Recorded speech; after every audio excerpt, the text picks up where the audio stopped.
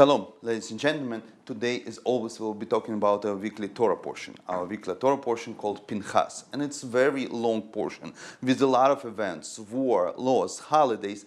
But the beginning of the portion, the headlight, the title is the name of Pinchas. And who was Pinchas? As we spoke before, when the Parsha is called by the name of the person, that means that timeless lessons that we can learn from the character of the person or from his deeds. The story of Pinchas begins in the previous weekly Torah portion when Balak, with the fiasco of his plan to curse the Jewish people that turned into the blessing, he still uses the expertise of the great hater of the Jewish people, Bilam, and he says directly that you have to take astray the Jewish people from the God, and only then you can prevail.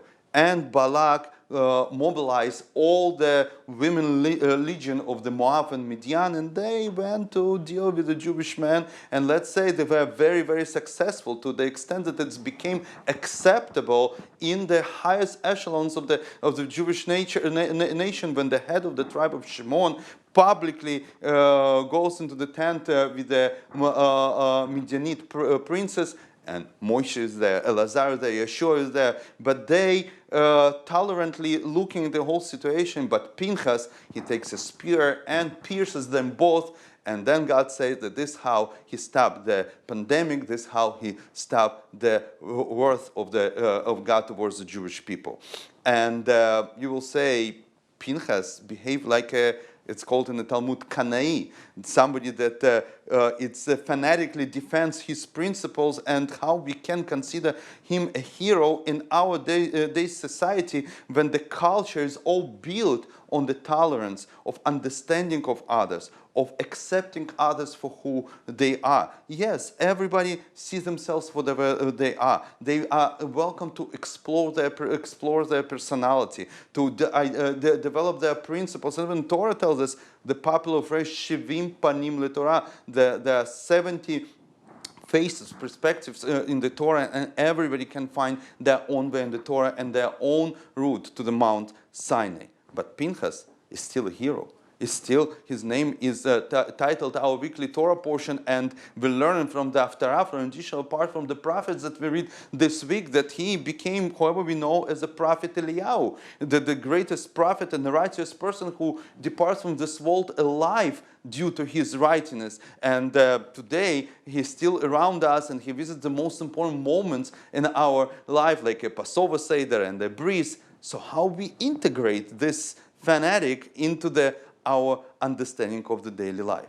The question is, do we really always exercise our tolerance? Let's say it's one of our partner, our husband, our wife, they decided to explore their sexuality somewhere outside of the family. How we will react to this? Probably, especially when it concerns our kids, we are forgetting about our tolerance and the self-development of the person.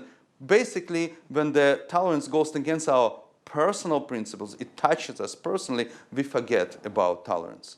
Rav Kook, who was an extremely tolerant person, he asked a very simple question.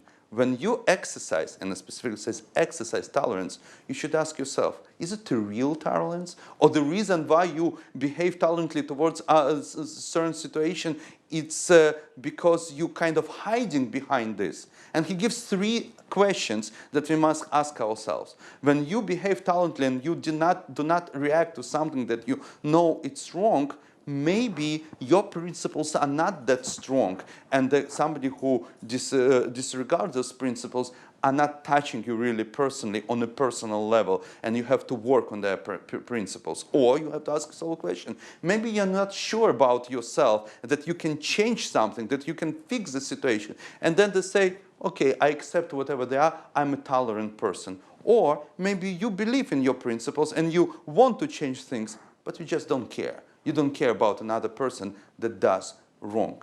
This how Pinchas should be integrated in our lives. We should avoid fake tolerance. We should ask those questions ourselves. The extremism, the fanatism that can be directed only towards us, but the tolerance as well. First, you ask yourself a question, if it's not a fake tolerance. Thank you. Good luck. I see you next week.